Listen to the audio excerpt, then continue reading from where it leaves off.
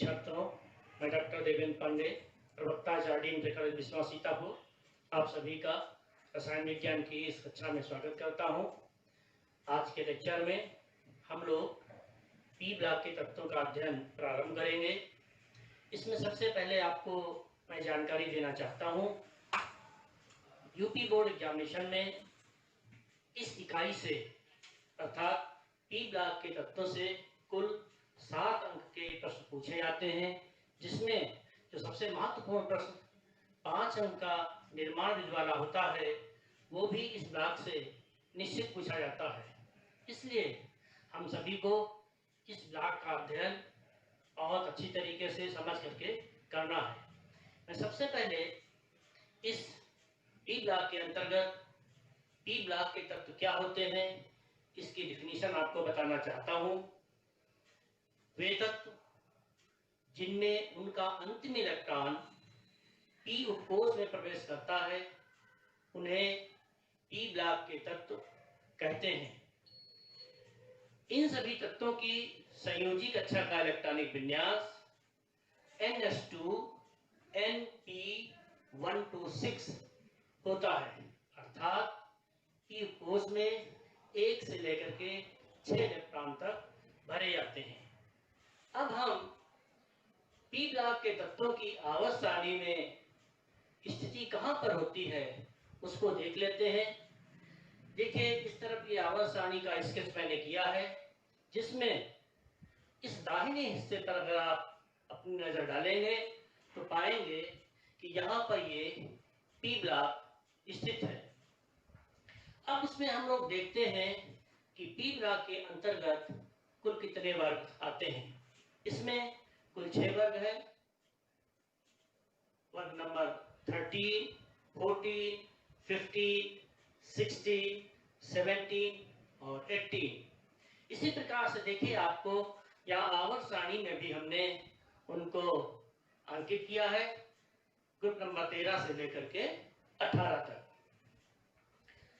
Group number 13 को boron परिवार, 14 को कार्बन परिवार, 15 को नाइट्रोजन परिवार, 16 को ऑक्सीजन परिवार, 17 को हाइड्रोजन परिवार तथा 18 को अक्रिय गैसें कहते हैं।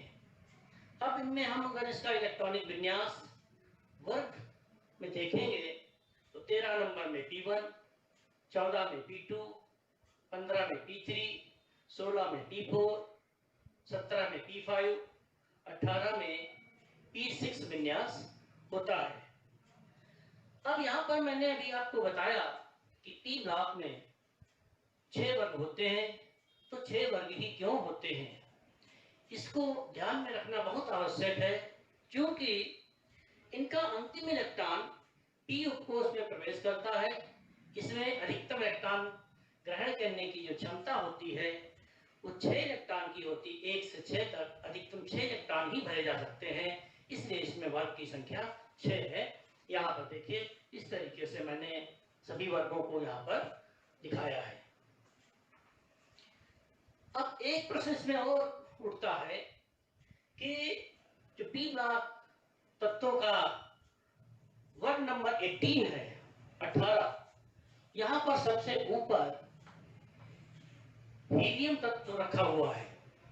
अब इसको भी हम लोग जान लेते हैं कि वर्ग नंबर 18 में हीलियम क्यों रखा गया है, जबकि हीलियम का जो इलेक्ट्रॉनिक विन्यास होता है वो 1s2 होता है, अर्थात इसका अंतिम इलेक्ट्रॉन तो s उपकोष में उपस्थित है, तो इसकी पी उपकोष में रखने की आवश्यकता क्यों पड़ी। अब आप देखें, जो हीलियम का विन्यास होता 1s2, ये ठीक अक्रिय गैसों जैसा स्थायी होता है। जैसे अक्रिय गैसों का विन्यास NS2 NP6, हम लोग कहते हैं ये विन्यास संतृप्त होता है, सैचुरेटेड होता है, इसीलिए अक्रिय गैसों का विन्यास स्थायी मानते हैं।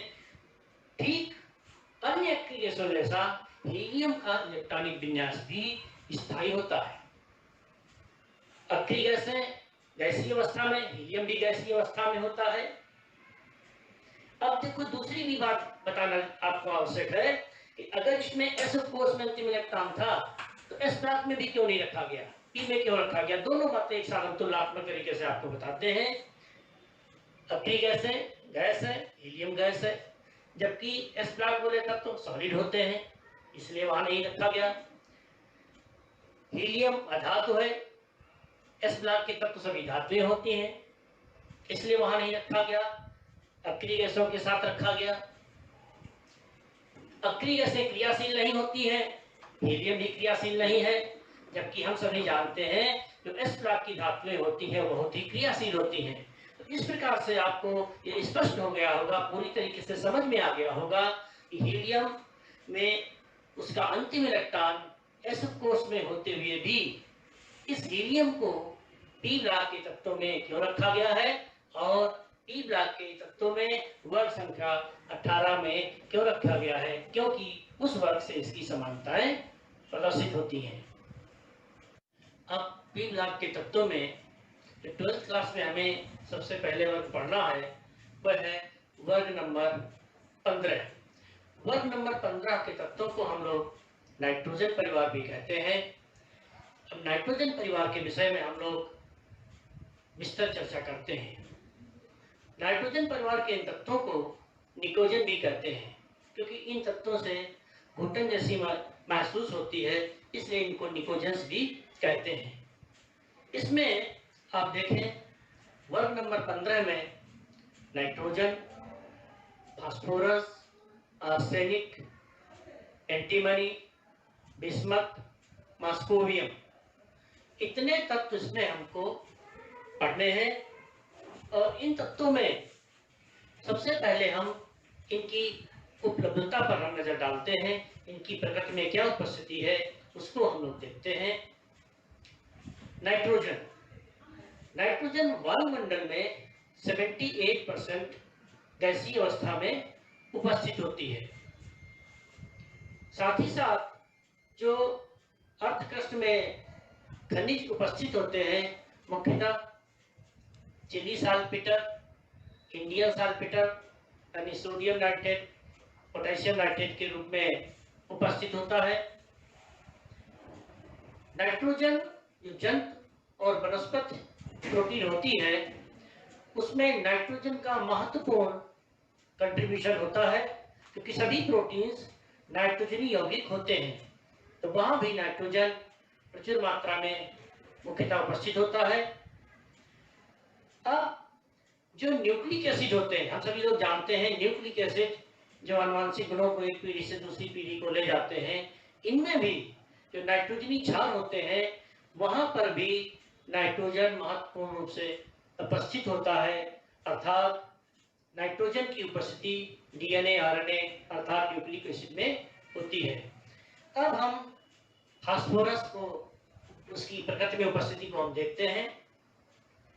जितने भी प्रकृति में फास्फेट खनिज होते हैं उनमें फास्फोरस उपस्थित है। इसके अतिरिक्त जंतुओं के दांतों में, हड्डियों में फास्फोरस उपस्थित होता है।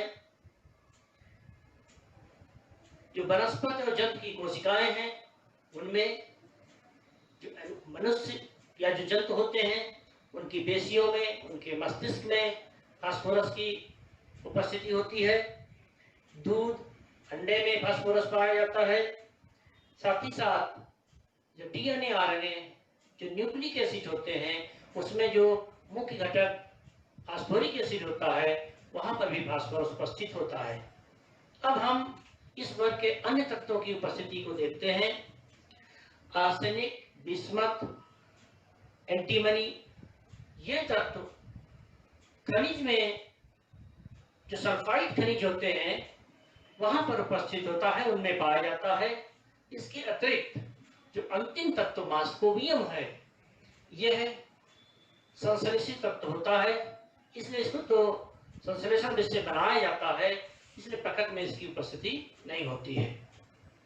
अब हम लोग पी ब्लॉक के तत्वों में जो पहला वर्ग 15 नंबर वर्ग है, नाइट्रोजन परिवार है, इसके सामान्य गुणों की चर्चा करते हैं। सबसे पहला पॉइंट इसके अंतर्गत उसका इलेक्ट्रॉनिक विन्यास लेते हैं। इन तत्वों का संयोजी कक्षा का इलेक्ट्रॉनिक विन्यास NH2NP3 होता है। अर्थात आपको नजर आ रहा होगा कि P उपकोष में 3 इलेक्ट्रॉन उपस्थित है। यह उपकोष हाफ फिल्ड है। हाफ फिल्ड होने के कारण हाफ फिल्ड होने के कारण इसका स्थायित्व अधिक होता है। तो आप देखेंगे इस इलेक्ट्रॉनिक विन्यास के कारण इनके गुणों में कुछ विशिष्टता आगे हमको दिखाई पड़ेगी, उसके हम आगे की चर्चा करेंगे। नेक्स्ट पॉइंट पे हम देखते हैं कि इसकी भौतिक अवस्था। नाइट्रोजन गैसीय अवस्था में उपस्थित है। फास्फोरस ठोस है लेकिन यह मोम जैसा होता है। आर्सेनिक, एंटीमनी, बिस्मथ ये पूर्णतया ठोस होते हैं। अर्थात में कह सकते हैं नाइट्रोजन से लेकर के बिस्मथ तक कठोरता बढ़ती है। अगले पॉइंट में हम लोग इन तत्वों के धात्विक और अधात्विक गुणों को देखते हैं। आप देखें नाइट्रोजन और फास्फोरस ये अधातु हैं। आर्सेनिक, एंटीमनी उपधातु है। बिस्मथ और मास्कोबियम ये धातुएं होती हैं। अर्थात आप देखेंगे धात्विक गुण नाइट्रोजन से लेकर के मास्कोबियम तक बढ़ रहा है। अगर हम इसका रिवर्स अधात्विक गुण कहेंगे तो अधात्विक गुण ऊपर से नीचे जाने पर घटेगा। जब धात्विक गुण ऊपर से नीचे जाने पर बढ़ रहा है तो धात्विक गुण का मतलब उसमें इलेक्ट्रॉन हटाने की, अर्थात परमाणु का धनायन के रूप में अपने को प्रकट करने की प्रवृत्ति होती है। अर्थात वो प्रवृत्ति ऊपर से नीचे तक, बिस्मथ से मास्कोबियम तक बढ़ेगी। इसी का एक्सप्लेनेशन हम अगले वाले पॉइंट में प्रयोग कर लेते हैं। चालकता। जो तत्व चालकता प्रदर्शित करते हैं उनमें इलेक्ट्रॉन आसानी से उसमें से निकलने की प्रवृत्ति रखते हैं। तो देखिए चूंकि धात्विक गुण ऊपर से नीचे बढ़ रहा है इसलिए उसमें इलेक्ट्रॉन रिलीज करने की जो प्रवृत्ति होगी नाइट्रोजन से मास्कोबियम तक बढ़ेगी, बिस्मथ तक बढ़ेगी। इसलिए चालकता भी नाइट्रोजन से बिस्मथ तक बढ़ती है। नेक्स्ट पॉइंट में हम लोग नाइट्रोजन परिवार के तत्वों की परमाणु त्रिज्या और आणविक त्रिज्या पर ध्यान देते हैं। इसमें आप पाएंगे नाइट्रोजन से लेकर के बिस्मथ तक परमाणु त्रिज्या बढ़ती है। इधर आप देखिए दाहिने हिस्से में ये मैंने ऑर्बिट्स का, सेल्स का इसमें हमने प्रेजेंटेशन किया है।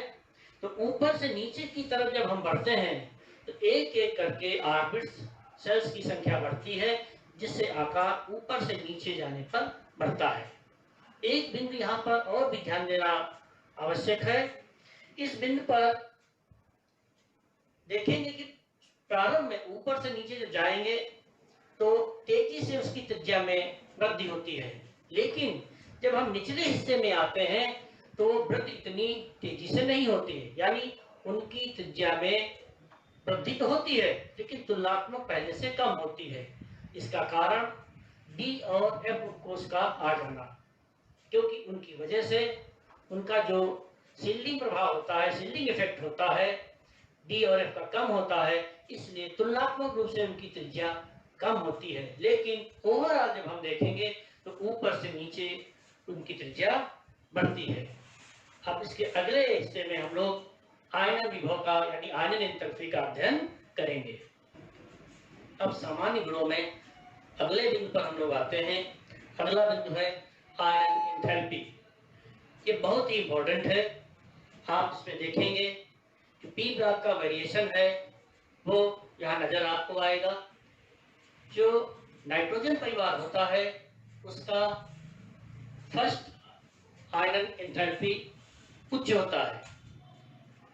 उच्च होने का कारण क्या है? इसका P3 विन्यास। P3 विन्यास का मतलब ये हाफ फील्ड हैं। जो हाफ फील्ड विन्यास होते हैं उनका स्थायित्व अधिक होने के कारण उसमें से इलेक्ट्रॉन को निकालने के लिए अधिक ऊर्जा की आवश्यकता पड़ती है, क्योंकि आयनन विभव में जब हम उसको ऊर्जा देते हैं तब उसका सबसे बाहरी इलेक्ट्रॉन नाभिक के आकर्षण बल से बाहर निकलता है, इसलिए हमको यहाँ अतिरिक्त ऊर्जा देनी पड़ती है। क्योंकि हाफ फील्ड का स्थायित्व होने के कारण यहाँ पर हमें और अधिक ऊर्जा देने की आवश्यकता पड़ेगी, इसीलिए नाइट्रोजन परिवार का प्रथम आयनन विभव अर्थात आयनन एंथैल्पी का मान बहुत ही उच्च होता है।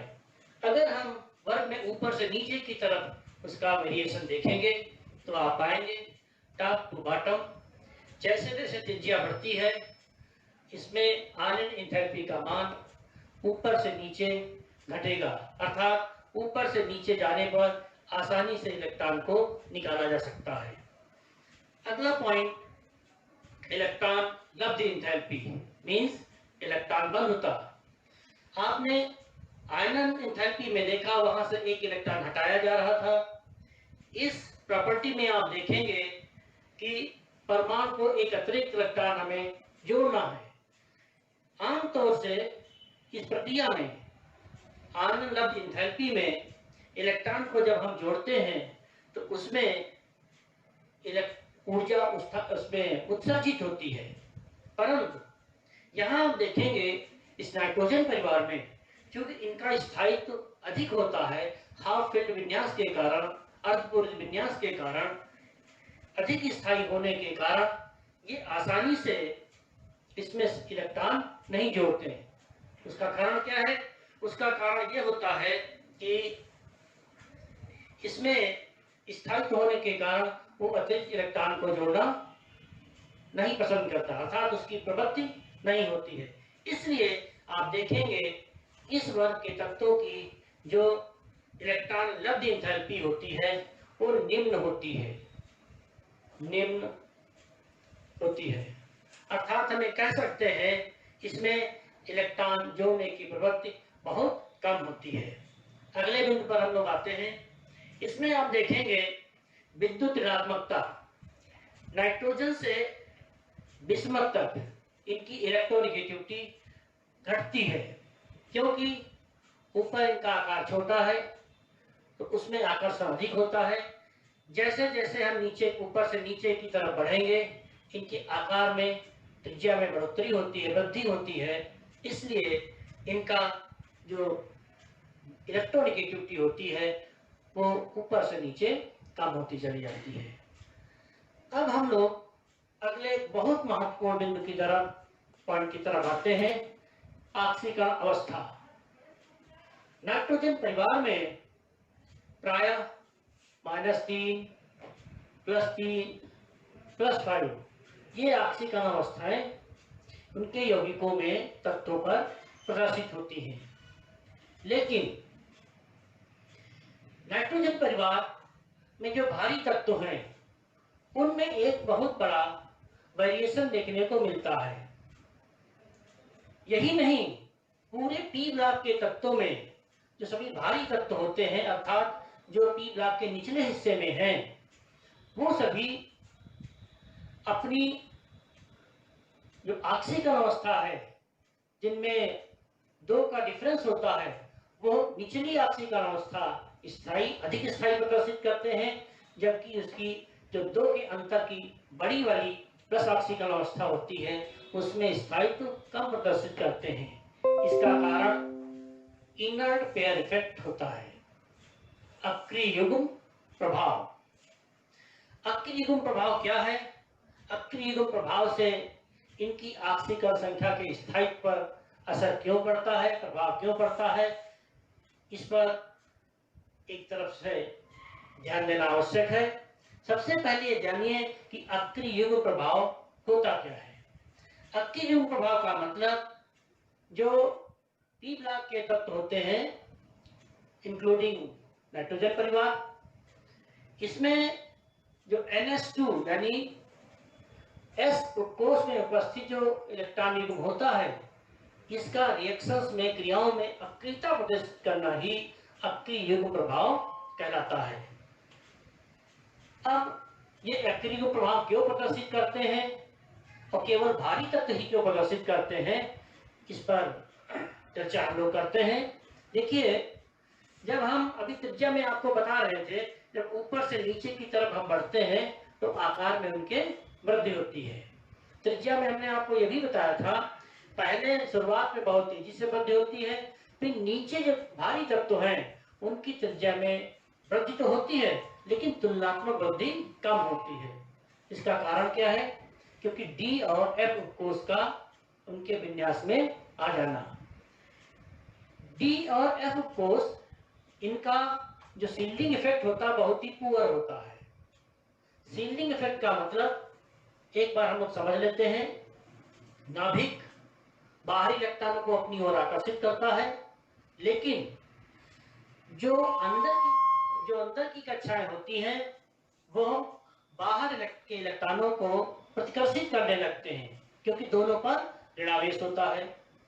अब जो डी और एफ कोष होते हैं, इनका जो शील्डिंग इफेक्ट होता है दुर्बल होता है, इसलिए वो एस के जो बाहर का इलेक्ट्रॉन है उसको कम प्रतिकर्षित करते हैं, अर्थात नाभिक का जो आकर्षण बल है, यानी प्रभावी नाभिकीय आवेश, इसमें वृद्धि हो जाती है। तो जो एस कोष में दो इलेक्ट्रॉन उपस्थित हैं उनको अपनी ओर स्ट्रांगली यानी अधिक पावर से खींचते हैं, इसलिए उन दोनों इलेक्ट्रॉनों का निकलना बहुत ही कठिन हो जाता है। इसलिए कहते हैं ये दोनों इलेक्ट्रॉन एनएस इलेक्ट्रॉन अक्रियता प्रदर्शित करते हैं, रिलेक्टेंस प्रदर्शित करते हैं, इलेक्ट्रॉन में आसानी से हिस्सा नहीं लेते हैं, इसलिए उसकी जो लोअर ऑक्सीडेशन स्टेट होती है वो अधिक स्थायी होती है और उसकी जो उच्च ऑक्सीडेशन स्टेट होती है वो कम स्थायी होती है। इस जगह पर हम आपको इनर्ट इफेक्ट को ठीक से समझा दे रहे हैं, क्योंकि अगले वर्ग में भी इसकी आवश्यकता पड़ेगी, वहां पर हम इतने डिटेल में आपको नहीं समझाएंगे। इसलिए यहाँ पर जिनका जो इनर्ट इफेक्ट का कारण मैंने समझाया है उसको ठीक से आपको समझ लेना है। अगला पॉइंट हम आते हैं नाइट्रोजन का असामान्य व्यवहार। आप पाएंगे कि इस वर्ग में जो नाइट्रोजन है अन्य तत्वों से कुछ अलग व्यवहार, भिन्न व्यवहार प्रदर्शित करता है। उसका क्या कारण है? बहुत छोटा आकार, उच्च विद्युत ऋणात्मकता, उच्च आयन एंथैल्पी, डी ग्लूकोज की अनुपस्थिति, इन चार कारणों से अन्य से वो अलग व्यवहार प्रदर्शित करता है। क्योंकि अन्य तत्व क्रियाशील है, ये बहुत कम क्रियाशील होता है। अन्य सभी ठोस अवस्था में पाए जाते हैं, गैस अवस्था में होता है। नाइट्रोजन के हाइड्राइड बहुत स्थायी होते हैं, अन्य के इतने स्थायी नहीं होते हैं हाइड्रोजन बॉन्डिंग के कारण। नाइट्रोजन में जो ट्रिपल बॉन्ड होता है उसका बंध वियोजन ऊर्जा बहुत ही उच्च होता है, इसीलिए उसकी क्रियाशीलता बहुत कम होती है। और इसके अतिरिक्त नाइट्रोजन द्विपरमाणु होता है, जबकि अन्य सभी फास्फोरस से लेकर के P4 अन्य सभी उसमें 8 परमाणु होते हैं, अष्टपरमाणिक होते हैं। नाइट्रोजन फैमिली में अगला हम गुण देखते हैं हाइड्राइड फॉर्मेशन। नाइट्रोजन परिवार के जितने हाइड्राइड होते हैं ट्राई हाइड्राइड के रूप में बनते हैं, इस प्रकार से आप यहाँ देख रहे हैं। इसका जो एक महत्वपूर्ण चीज यहाँ पर हमें समझना है, जो नाइट्रोजन के जो हाइड्राइड होते हैं, नाइट्रोजन फैमिली के हाइड्राइड ये सभी क्षारीय होते हैं। और जो सबसे महत्वपूर्ण बात है, इनमें अपचायक गुण भी होता है। लेकिन देखें, जो अमोनिया है NH3 नाइट्रोजन का जो हाइड्राइड होता है, ये द्रव अवस्था में पाए जाते हैं, अन्य सभी गैस अवस्था में है।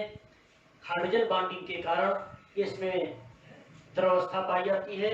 इनके गलनांक गुणांक भी उच्च होते हैं, जिसमें भी हाइड्रोजन बॉन्डिंग का उपयोग होता है, ये उसका एप्लीकेशन है। ऑक्साइड फॉर्मेशन में आते हैं। नाइट्रोजन फैमिली ट्राईऑक्साइड पेंटाऑक्साइड बनाती है। इसमें जो वर्ग के तत्व होते हैं, देखिए जैसे हमने ट्राईऑक्साइड में लिया है, नाइट्रोजन शुरुआत के प्रारंभ के अम्लीन के ऑक्साइड होते हैं। जो आर्सेनिक और एंटीमनी है, योग धातु हैं, इनका देखिए यहाँ पर उभयधर्मी होता है। और जो बिस्मथ होता है उसका जो ऑक्साइड है वो क्षारीय प्रकृति का होता है। अगला पॉइंट हम देखते हैं हैलाइड फॉर्मेशन। देखिए, जो नाइट्रोजन फैमिली है ये ट्राई हैलाइड, पेंटा हैलाइड दोनों बनाते हैं। और यहाँ पर भी एक महत्वपूर्ण क्वेश्चन एग्जामिनेशन में आता है, अक्सर पूछा जाता है नाइट्रोजन ट्राई हैलाइड बनाता है लेकिन पेंटा हैलाइड नहीं बनाता है। इसका कारण ये होता है नाइट्रोजन में डी ऑर्बिटल उपलब्ध नहीं होते हैं। अभी हमने आपको उसके असामान्य व्यवहार में बताया था। इस कारण से ये पेंटा नाइट्रोजन NPCF यानी पेंटा हैलाइड नहीं बनाएगा, ट्राई हैलाइड बनाता है। जबकि दूसरी तरफ अन्य जो होते हैं वो सभी ट्राई हैलाइड और पेंटा हैलाइड दोनों बनाते हैं, क्योंकि उनमें सब में डी ऑर्बिटल की उपस्थिति होती है। तो ये क्वेश्चन भी बोर्ड में आता है। धातुओं से क्रिया करके ये लोग जितने भी ये तत्व होते हैं वो -3 ऑक्सीकरण अवस्था प्रदर्शित करते हैं। इसमें 2 एग्जाम्पल्स मैंने लिए हैं, ये बहुत ज़्यादा कोई इंपॉर्टेंस का बिंदु नहीं है। अब अगले भाग में हम आते हैं नाइट्रोजन यानी डाई नाइट्रोजन, इसके निर्माण और उसके कुछ महत्वपूर्ण गुणों पर हम लोग चर्चा कर लेते हैं। ये नाइट्रोजन जो गैस होती है इसको हम औद्योगिक तौर पर वायु के प्रभावी आसनों से प्राप्त करते हैं। ये 77 केल्विन पर आसानी द्रवित हो जाती है और जितनी बाकी गैस होती है उसको हम अलग कर देते हैं और दो नाइट्रोजन प्राप्त कर लेते हैं। लेबोरेटरी में कैसे बनाएंगे, प्रयोगशाला में कैसे, उसमें कैसे हम नाइट्रोजन को प्राप्त करेंगे। सोडियम नाइट्राइड और अमोनियम क्लोराइड के जलीय विलयन को गर्म करने पर नाइट्रोजन गैस प्राप्त होती है।